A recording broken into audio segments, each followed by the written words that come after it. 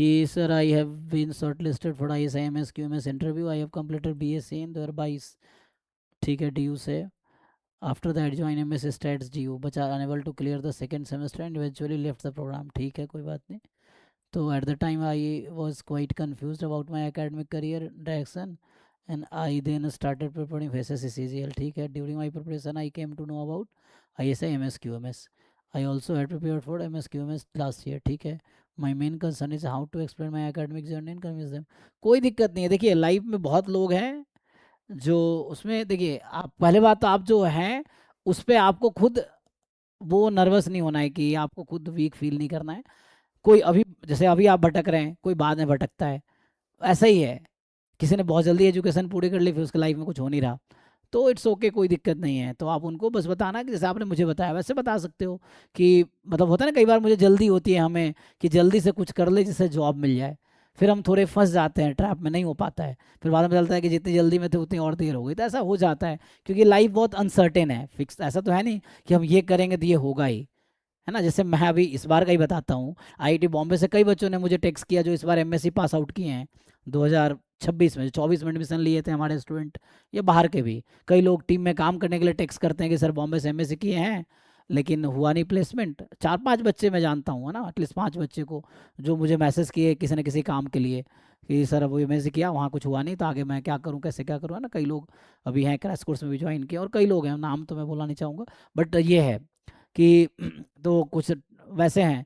तो इवन ऐसे लोग भी हैं जो IIT से MSc करके उनका कुछ नहीं हो रहा। इवन जैसे फॉर एग्जांपल अभी से जैसे अमन है जो 41 जिसका रैंक था, वो भी कल ही मैसेज किया कि सर मैं प्लेसमेंट में पार्टिसिपेट ही नहीं करूँगा, मुझे RBI की तैयारी करनी है। तो ऐसे लोग हैं कि उनको पहले से ही पता है कि नहीं करना, मुझे मतलब कॉर्पोरेट नहीं जाना है, तो उनके अपने वजह होंगे। बहुत लोग जिनको IAS करना होता है तो कुछ लोगों को पहले से ही दिख जाता है कि नहीं मेरे, होता क्या है ना, वहाँ जाके जैसे अचानक जिनके CGPA 5 या 6 में आते हैं 10 में से, तो उनका कॉन्फिडेंस गिर जाता है, फिर वो सोचते हैं प्लेसमेंट ना बैठेंगे, तो मतलब वो फिर डरने लगते हैं वो एक्चुअली कि प्लेसमेंट होगा नहीं होगा।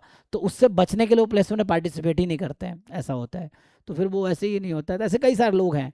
तो मैं कह रहा हूँ वहाँ से भी कई लोग जाके, आप देखो IIT से लोग BTech करते हैं, फिर बाद में ट्यूशन पढ़ाते हैं कई सालों तक। ऐसे लोग भी मैं जानता हूँ जो कई साल तक मान लीजिए JEE ट्यूशन पढ़ाते हैं, फिर उनको लगता है नहीं this is not what I am doing, फिर वो वापस जैम देते हैं या कोई एग्ज़ाम देते हैं, फिर वापस आगे बढ़ते हैं। तो ऐसा है, तो ऐसे बहुत लोग हैं, तो इसमें कोई ख़राब नहीं है। मैं भी बहुत भटका हूँ, वैसा है, तो उसमें कोई दिक्कत नहीं है।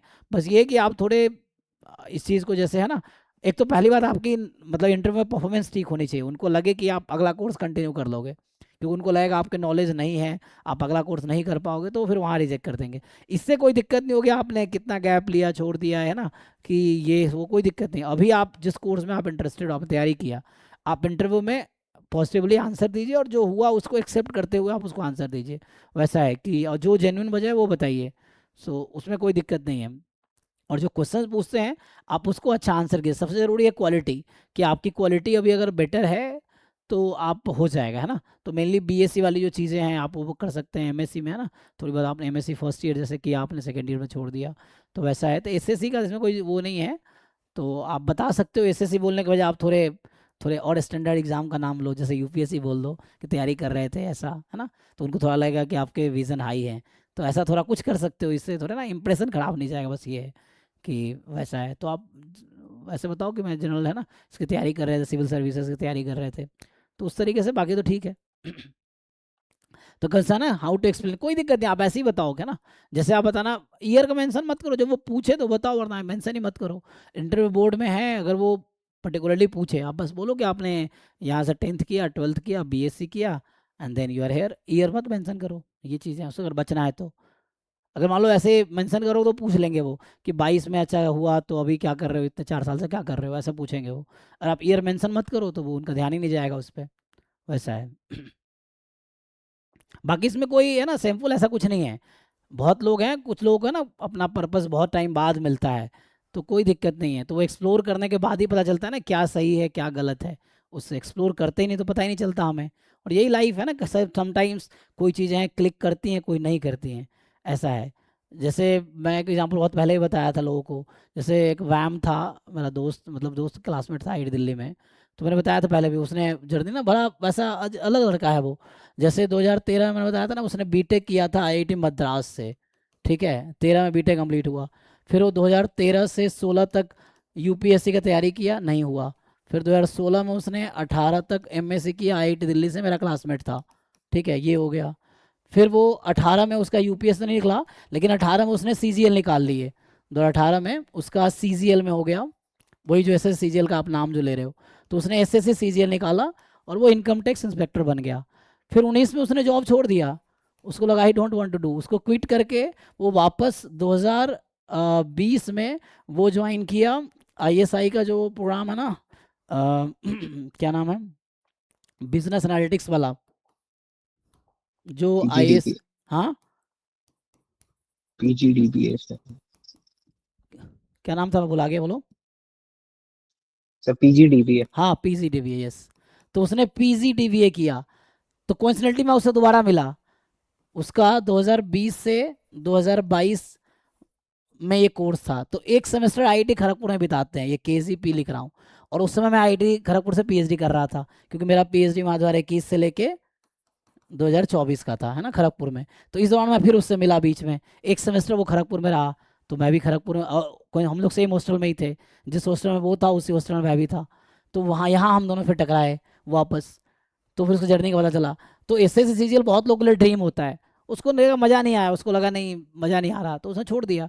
फिर यहाँ अभी वो उसके बाद फिर वापस उसका प्लेसमेंट हुआ 2022 में, जब वो कंप्लीट हुआ कोर्स। फिर वो अभी बैंगलोर में जॉब कर रहा है किसी कंपनी में, नाम याद नहीं मुझे अभी, बट अच्छा है, अराउंड 40 लाख के आसपास पैकेज, प्लस उससे ज़्यादा ही है वो है। एंड अभी शादी रिसेंटली उसने लास्ट ईयर शादी किया, एंड देन दैट्स ऑल।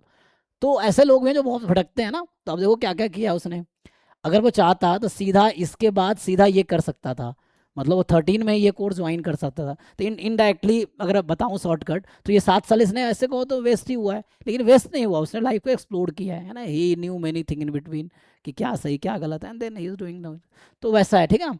तो ऐसे बहुत लोग हैं, मैं एक एग्जांपल दे रहा हूँ आपको, ऐसे बहुत लोग हैं जो आपको मिलेंगे जो लाइफ को एक्सप्लोर। जैसे एक और एग्जांपल देता हूँ, अभी रिसेंटली एक प्रदीप सिंह है, आप गूगल पे देखना, ये मेरा सीनियर है आईआईटी दिल्ली में, है ना। इनका AIR 1 था जैम 2015 में, एमए में। तो गूगल करोगे इनका मिल जाएगा, क्योंकि ये काफ़ी, इनकी भी जर्नी बहुत अलग रही है ना। इस समय जब आईआईटी दिल्ली में इनका एमएससी था, है ना। ऐसे लोगों से आप बहुत कुछ सीखोगे कि you are not alone, there are many people like you, वैसा है। और ये बहुत अच्छा कर रहे हैं अभी, इसकी जर्नी बताता हूँ इनका मैं। तो ये इनका एमएससी था 2015 से 2017, मेरा तो 2016 से 18 ना, तो सीनियर थे मेरे। तो 15 से 17 था इनका, ठीक है। इससे पहले इन्होंने भी बीटेक कर रखा है, इससे पहले इन्होंने बीटेक आईआईटी से कर रखा है, शायद अब किस आईआईटी से मैं श्योर नहीं हूँ, बट बीटेक इनका आईआईटी से ही है। एमटेक भी इसके बाद आईआईटी से है इनका, उससे पहले उन्होंने एमटेक कर रखा है किसी आईआईटी से। अब इनका जर्नी देखना, गूगल करो पता चल जाएगा।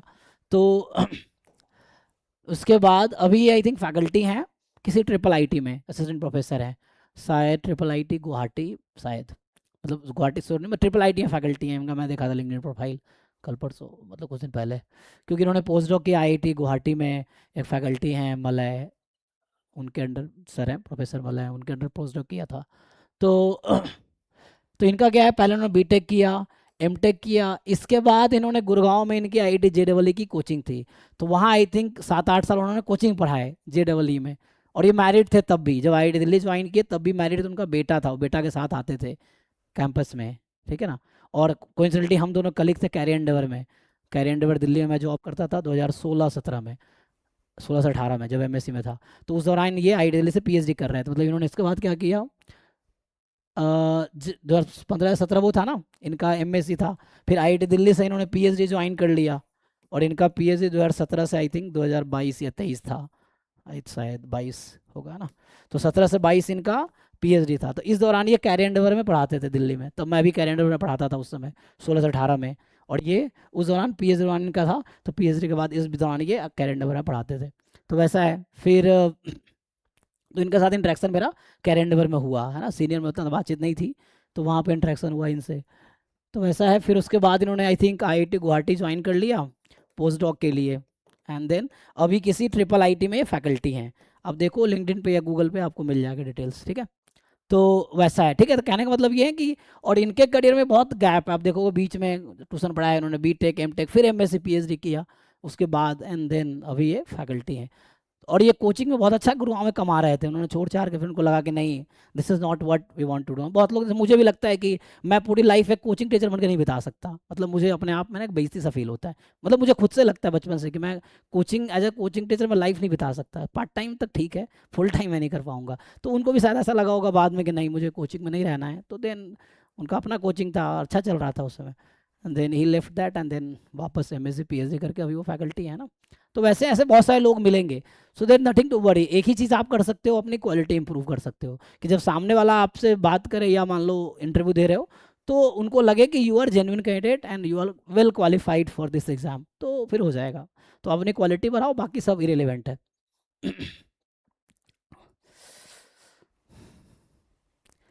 ठीक है, तो I think that's all, thank you. हाँ।